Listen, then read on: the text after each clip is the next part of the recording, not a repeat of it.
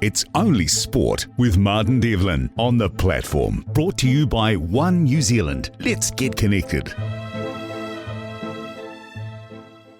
He joins us every Thursday on the program. This is the final time in iOS It's Only Sport. And Marto, what are you and Lachlan talking about then, mate? What? Oh, no, Lockie wanted some dating advice from a couple of old blokes, and I said, well, one of us has been married for 32 years and one of us gets a broken penis every 10 years or so. He said, you should say that on radio. I said, no. Good Lord. I mean, it's just, the brutal honesty, isn't it? But the great thing is that men can say these things to each other. Yes, but not on public, not on radio. Well, mate, I mean, I got nothing to hide, man. It's all over your whole life's on the internet these days. You've actually been you've been very savvy to avoid all of that, haven't you? I don't do social media and stuff, mate. I see so many people get damaged by it.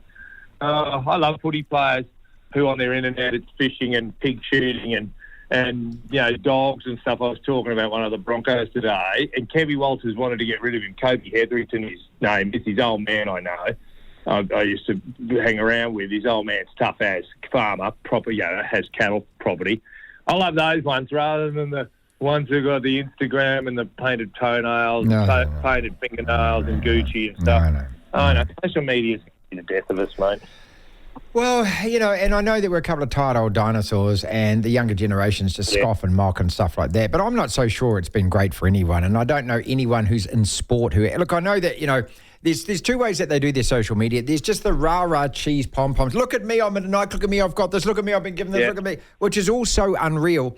And then, of course, there's the other, when all things go wrong, then you do the big apology and the expose. Look, it's all about marketing these days, isn't it? And I suppose it's all part of that. You don't have to like it, though. That's the thing. No, but I seem to be able to get on fine without it. Well, don't your bosses on radio that go the whole time, oh, Marto, you need a social media presence. Marto, you need an Instagram. Marto, you need to be TikToking.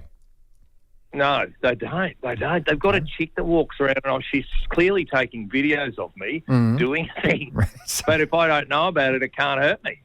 So people will start conversations with, I saw you the other day. Where'd you see me the other day? Oh, you were doing such and such. I said, where'd you see that? And they go, oh, it's on, as you say, TikTok or something. So it doesn't hurt me. So until it does hurt me, and then it'll be very hurtful. Why are you doing concreting at the moment, by the way, anyway? Remember I told you this is another house. My daughter and the boyfriend have got the house and the big reno started. So, but it's raining in Brisbane today, so I actually don't have to do it. I've got 16 holes opened up. It never rains in Brisbane, you know that. Mm-hmm. I've got 16 holes opened up to the elements. They're 1.8 metres deep, these holes, and it's been raining for a day, and they're just full of water now, so I can't pour concrete. God, so what's she bloody building? What are they? Is this a full extension on the house or something, is it? Yeah, doubling the size of their little workers' cottage sort of thing. Like, where would it be? Oh, those houses around Eden Park. There you go. Houses. There's one of those little ones, and they're doubling the size of it because they're young people in their late 20s who are getting on with life and making their dad do a renovation, their dad who's a builder do a renovation for free. Jeez, I tell you what, he'd better put a ring on that finger, mate, and he'd better stick around. Otherwise, this guy's scamming you, mate. No, he owns a hardware store. It's all good. Oh, okay. God. Phew, thank God. Darling, you've done well. Yeah. I don't know if she's got a plan, but they got your father renovating for free, and your husband supplying all the materials. Oh, no, she's done well, mate. Oh, no, Mrs. Marto's raised well there. Yeah. Are you still in the apartment, by the way? Are you still where you're lugging groceries 4 floors up with no lift, yeah? Yeah, but I go to the island whenever I can. Go over to Morton, wherever I can, and then we live in the little apartment. Yeah, why? No, I just wonder. I'm just checking on you live. We spoke to Gordon. I don't like it. We spoke to Gordon Bray yesterday. He's written a book called Australian Rugby Immortals. And obviously the first question was, I flicked through and I said, well, where's the chapter on Greg? And he said, oh, well, look, there's a few fullbacks that got left out. Righto. Yeah, Gordon. I don't think Gordon liked my partying lifestyle when I was young. He didn't think it was all that funny when you used to light your hair on fire and stuff. Right.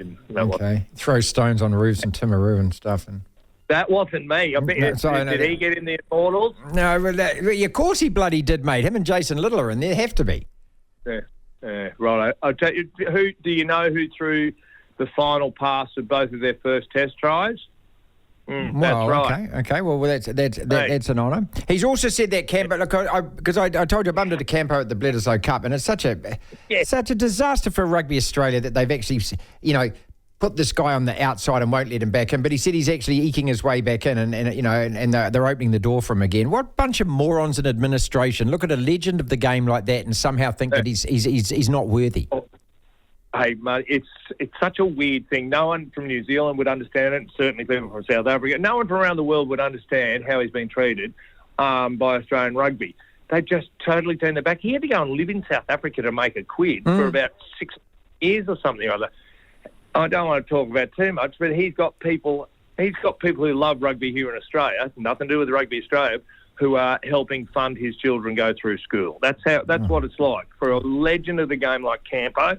And he could be a pain in the arse, but who cares? He played 100 and something tests, and he actually changed the game. He was one of those guys that changed the game, and he might have a few opinions you don't like, but I tell you what, he speaks the truth, and he speaks from a place where he loves the game. I mean, all of that is easy to look at, see, and understand, isn't it? Can you imagine what he'd be getting paid each year if he was playing the modern game now? He would be on $1.5 million, $2 million a year. Easy. So, but then he was doing okay. He was going to Italy every year, which a lot of us were, because we just went, well. Well, I know you didn't get paid. But that's you didn't get paid, no. But he might have got paid. Yeah. How do I dig myself out of this? I'm sure the statute of limitation on paying tax on money. You gotta be, mate. Come on, It's Only Sport with Martin Devlin on the platform. Brought to you by One New Zealand. Let's get connected.